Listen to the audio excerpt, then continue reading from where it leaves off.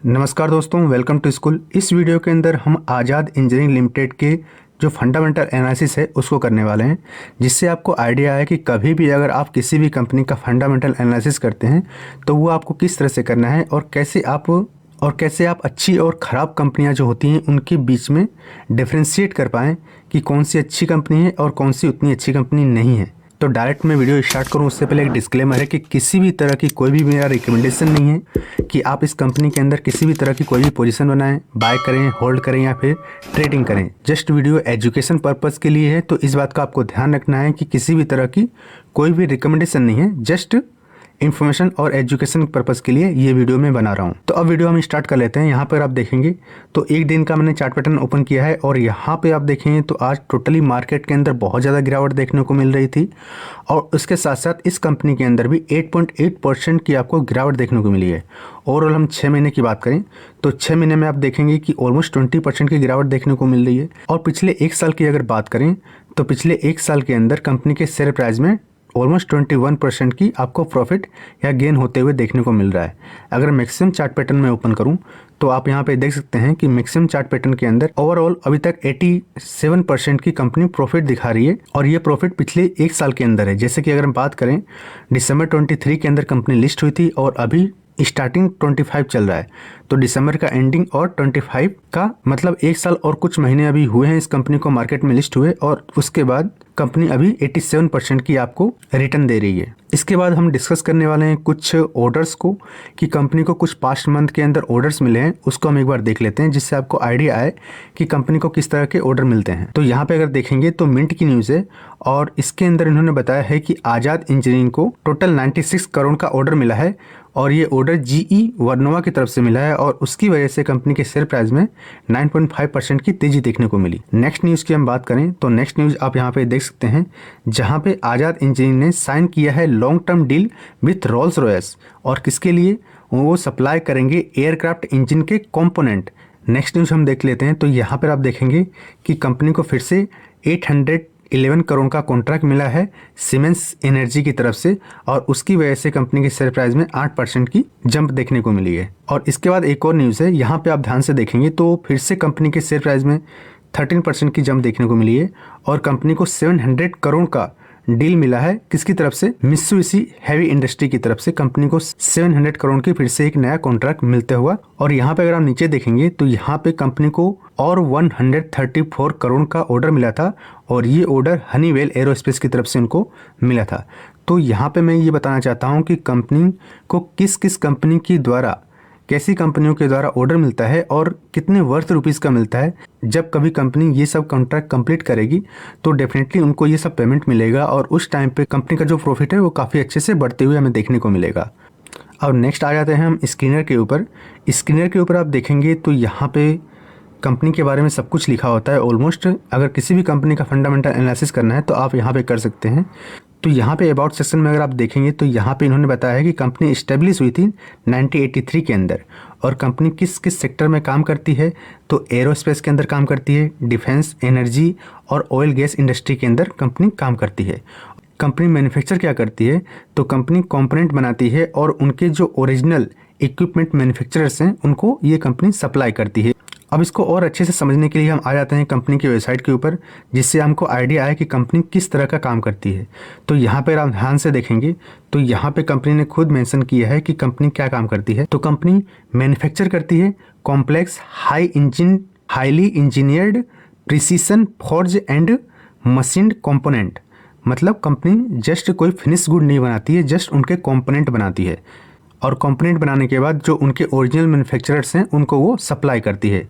और यहाँ पे अगर आप नीचे आएंगे तो यहाँ पे कंपनी स्पेशली डिस्क्राइब किया है कि वो किस सेक्टर में काम करती हैं। तो फर्स्ट जो सेक्टर है एरोस्पेस, उसके बाद डिफेंस के अंदर कंपनी काम करती है, एनर्जी सेक्टर के अंदर कंपनी काम करती है और ऑयल एंड गैस के अंदर कंपनी काम करती है, जैसा कि हमने पहले डिस्कस की। उसके बाद हम देख लेते हैं कंपनी के बारे में।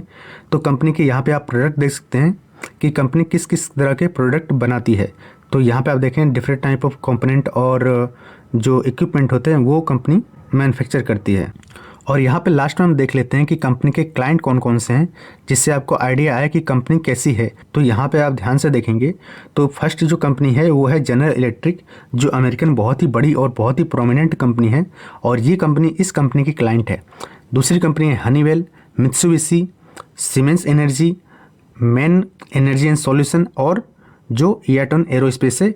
ये इतनी बड़ी बड़ी कंपनियां हैं जो आप इनको देख सकते हैं, जो इस कंपनी के क्लाइंट हैं, जिससे हमें एक आइडिया आता है कि ये कंपनी, और जब कभी भी ऐसी जो बड़ी कंपनियां होती हैं किसी भी कंपनी के साथ जब वो डील करती हैं या फिर कोई कॉन्ट्रैक्ट करती हैं या किसी तरह की पार्टनरशिप करती हैं, तो काफ़ी अच्छी तरह से नेगोशिएशन, अच्छे से कंपनी का मैनेजमेंट सब कुछ चेक करने के बाद ही किसी तरह की पार्टनरशिप करती हैं। तो ये हमारे लिए बहुत अच्छी बात होती है कि अगर ऐसी कंपनी किसी कंपनी का पार्टनर हो तो हमें ज़्यादा टेंशन लेने की बात नहीं होती है। उस कंपनी का फंडामेंटल डेफिनेटली अच्छा होगा, तभी इन कंपनियों ने उस कंपनी के साथ पार्टनरशिप की है। अब इसके बाद हम कंपनी के जो और डिटेल्स है उसको हम एक बार चेक कर लेते हैं। तो यहाँ पे आप ध्यान से देखें तो यहाँ पे कंपनी का मार्केट कैप दिया है 8,405 करोड़। मीन्स मार्केट कैप देख के हम कह सकते हैं कि कंपनी एक स्मॉल कैप साइज की कंपनी है, कंपनी बहुत छोटी कंपनी है। तो ऐसी कंपनियों में जो गिरावट और तेजी दोनों ही काफ़ी हमें हेवी देखने को मिलती है। तो इस बात का आपको ध्यान रखना है कि जितनी कंपनी छोटी होगी उसके अंदर वॉलेटिलिटी या फिर कहें तो फ्लक्चुएशन उतना ही ज़्यादा देखने को मिलता है, और जितनी कंपनी बड़ी होगी, जितनी लार्ज कैप साइज की कंपनी होगी, जितनी उतनी ही उसके अंदर गिरावट कम देखने को मिलती है और तेजी भी कम देखने को मिलती है। तो इस बात का आपको ध्यान रखना है कि कंपनी एक स्मॉल कैप साइज की कंपनी है। सेकंड हम बात करें पी रेशियो की, तो पी रेशियो आप देख सकते हैं 110 देखने को मिल रहा है। फेस वैल्यू की बात करें तो 2 रुपये देखने को मिल रहा है, और डिविडेंड की बात करें तो यहाँ पे कंपनी किसी तरह की कोई भी डिविडेंड नहीं देती है, ऐसा हम कह सकते हैं। अब इसके नीचे हम देखेंगे कि जो चार्ट पैटर्न मैंने पहले ऑलरेडी आपके साथ डिस्कस कर लिया। अब यहाँ पर हम देखेंगे जो कॉम्पिटिटर हैं या फिर कहें जो पीयर्स हैं कंपनी के, उसकी बात करते हैं। तो जो फर्स्ट कंपनी आप ऊपर ही देख रहे हैं उसका नाम है टेगा इंडस्ट्री, और टेगा इंडस्ट्री का अगर मार्केट कैप देखें 9,433 देखने को मिल रहा है, और वहीं पे आज़ाद इंजीनियरिंग जो उसके नीचे ही जस्ट दी गई है उसका जो मार्केट कैप है वो 8,400 है। तो मार्केट के अंदर कुछ खास डिफरेंस नहीं है, डिफरेंट है पी रेशियो के अंदर। अगर आप पी रेशियो ध्यान से देखेंगे तो टेगा इंडस्ट्री जो इसी सेक्टर के अंदर काम करती है उसका पी रेशियो जस्ट 50 है, और आज़ाद इंजीनियरिंग का पी रेशियो 110 के आसपास देखने को मिल रहा है। तो हम कह सकते हैं कि आज़ाद इंजीनियरिंग अभी काफ़ी ज़्यादा महंगी देखने को मिल रही है टेगा इंडस्ट्री के कंपेयर में। इसके बाद हम कंपनी के क्वार्टरली जो रिजल्ट है उसको हम एक बार देख लेते हैं कि कंपनी क्वार्टरली कैसे परफॉर्म कर रही है। अगर दिसंबर 24 के डेटा को, तो यहाँ पे आप देखते हैं तो कंपनी ने 120 करोड़ का कंपनी ने सेल्स किया है, जो पिछले क्वार्टर के अंदर 112 देखने को मिल रहा था। और पिछले एक साल की बात करें तो पिछले साल वो जो सेल्स था 89 देखने को मिल रहा था, और इस सेल्स में से हम एक्सपेंस माइनस करेंगे तो हमें ऑपरेटिंग प्रॉफिट मिलेगा, और वो अभी कितना देखने को मिल रहा है 43 करोड़। पिछले क्वार्टर की बात करें तो 40 करोड़ देखने को मिला था, और ईयरली अगर बात करें तो 33 करोड़ देखने को मिल रहा था।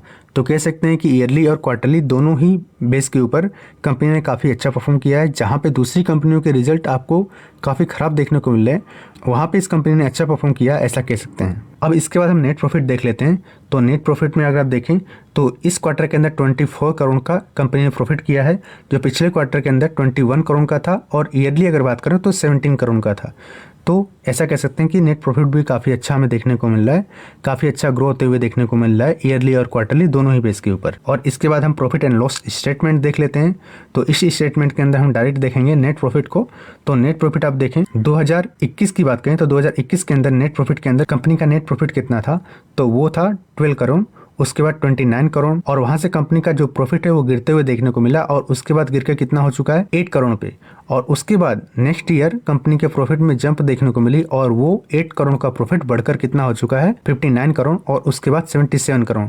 तो जो छोटी कंपनियां होती हैं इनके अंदर ये चीज़ देखने को मिलता है कि उनके प्रॉफिट के अंदर उनके अंदर ये देखने को मिलता है कि जैसे कंपनी को कॉन्ट्रैक्ट मिलते हैं, कंपनी को ऑर्डर्स मिलते हैं, तो कंपनी के जो प्रॉफिट हैं उनके अंदर काफ़ी अच्छी हमें ग्रोथ देखने को मिलती है। और जैसे ही कॉन्ट्रैक्ट और ऑर्डर मिलना बंद हुए उसके बाद कंपनी के शेयर प्राइस में भी काफ़ी गिरावट देखने को मिलती है, क्योंकि उनके प्रॉफिट में ही हमको काफ़ी हेवी गिरावट देखने को मिलती है। जिससे आप यहाँ पे देख सकते हैं 29 का प्रॉफिट 8 पे आ चुका है, और 8 का प्रॉफिट दोबारा 59 पे पहुंच गया। तो इस तरह की फ्लक्चुएशन आपको छोटी कंपनियों में यूजुअली बहुत ज़्यादा देखने को मिलती है। और अब यहाँ पे हम बैलेंस शीट एक बार चेक कर लेते हैं। तो बैलेंस शीट में आप देखेंगे कि रिजर्व को हम देखें तो रिजर्व के अंदर टोटल 89 करोड़ का रिजर्व था 21 के अंदर, और 22 के अंदर वो बढ़कर 111 हो चुका है, और 23 के अंदर 200 देखने को मिल रहा है, और उसके बाद 600 और उसके बाद 670 करोड़ आपको लास्ट में अभी देखने को मिल रहा है। तो कह सकते हैं कि 89 का जो रिजर्व है वो बढ़कर अभी 670 का होते हुए देखने को मिल रहा है, और कंपनी ने काफी अच्छे से अपने रिजर्व को मेंटेन किया है और रिजर्व काफी अच्छे से आपको बढ़ते हुए देखने को मिल रहा है। इसके बाद अगर हम बात करें बोरोइंग्स की, तो बोरोइंग की बात करें तो 88 करोड़ की बोरोइंग थी, और वो अभी बढ़कर कितनी हो चुकी है 163 करोड़। तो यहाँ पे हम कह सकते हैं कि बोरोइंग भी काफी अच्छे से बढ़ते हुए देखने को मिल रही है, और इसके पीछे का रीज़न है कि कंपनी एक छोटी कंपनी है, और छोटी कंपनी को एक्सपांसन करने के लिए, अपने आप को नेक्स्ट लेवल पे ले जाने के लिए इस तरह के लोन और इस तरह के कर्जे लेने ही पड़ते हैं, क्योंकि तभी कंपनी अपने आप को ग्रो कर सकती है। और यहाँ पे देखें तो कंपनी के पास रिजर्व ही इतने पड़े हैं कि वो चाहे तो आराम से अपनी बोरोइंग पे कर सकती है। तो किसी तरह की हेडेक की बात नहीं है कि कंपनी की बोरोइंग बढ़ रहे हैं। अगर हम देखें तो कंपनी का प्रॉफिट अच्छे से बढ़ रहा है, कंपनी के रिजर्व अच्छे से बढ़ रहे हैं, और यहीं पे अगर कंपनी की बोरोइंग्स भी बढ़ रही है तो इतनी ज्यादा टेंशन नहीं है, क्योंकि कंपनी लोन लेके उसका कंप्लीटली अच्छे से यूज कर रही है, और उसका रिफ्लेक्शन आपको कंपनी के प्रॉफिट के ऊपर देखने को मिल रहा है। हाँ, अगर ऐसा होता कि कंपनी का प्रॉफिट गिर रहा होता, कंपनी के रिजर्व गिर रहे होते हैं, और ऐसे टाइम पे कंपनी की बोरोइंग बढ़ रही होती, तो डेफिनेटली टेंशन की बात होती, और ऐसे कंपनियों से आपको बिल्कुल दूर रहना है जिस कंपनी का प्रॉफिट गिर रहा हो और बोरोइंग्स बढ़ रही हो। अब इसके नीचे हम देख लेते हैं कंपनी का शेयर होल्डिंग पैटर्न। अगर कंपनी की शेयर होल्डिंग पैटर्न की अगर हम बात करें तो यहाँ पे आप देख सकते हैं कि कंपनी के जो प्रोमोटर्स हैं वो 65.90% जो कंपनी की स्टेक है वो लेके बैठे हुए हैं। एफआईएस की बात करें तो ऑलमोस्ट 10% कंपनी की होल्डिंग इनके पास है।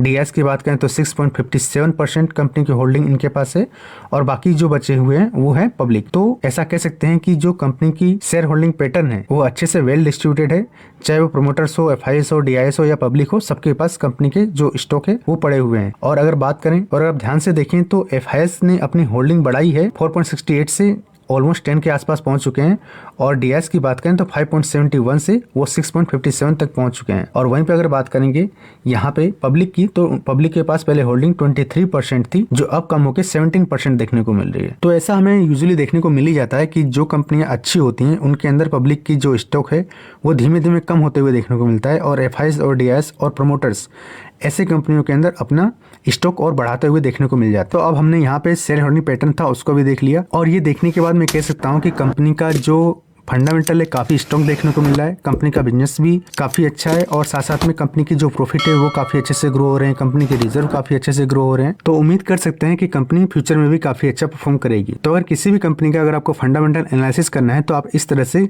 चाहें तो कर सकते हैं। बाकी आपको ये कंपनी कैसी लगी, कंपनी के फंडामेंटल कैसे लगे, आप नीचे कमेंट सेक्शन के अंदर कमेंट कर सकते हैं। बाकी वीडियो के रिगार्डिंग अगर आपको कोई सजेशन हो कि इस वीडियो को और अच्छे से इंप्रूव किया जा सकता है तो आप नीचे कमेंट सेक्शन में बताइए, आपके सजेशन को डेफिनेटली मैं ध्यान दूंगा। अगली बार जरूर उस सजेशन को मैं वीडियो के अंदर इंक्लूड करूंगा। तो अब मिलते हैं किसी नेक्स्ट वीडियो के अंदर। Thanks for listening me, take care and God bless you all.